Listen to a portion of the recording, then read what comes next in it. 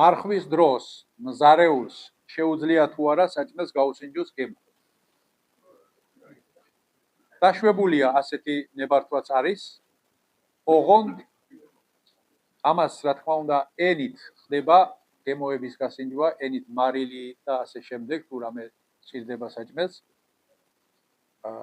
ენით გასინჯავს და შემდგომ გადაყლაპვის გარეშე ამას ისევ გამოიღებს პირიდან.